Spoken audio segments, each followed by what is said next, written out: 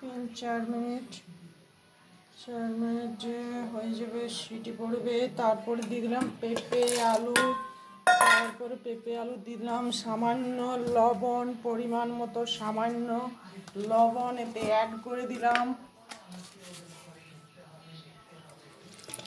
তারপরে করব কি, কুকারের মুখটা ভালো করে বন্ধ করে দেবো।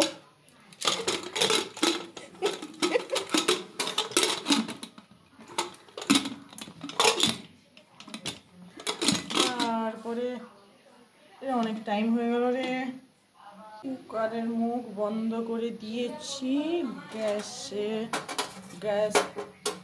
জেলে ফেললাম, এবার বসিয়ে দিলাম। 3-4টা সিটি পড়ে যাক, ফির দেখা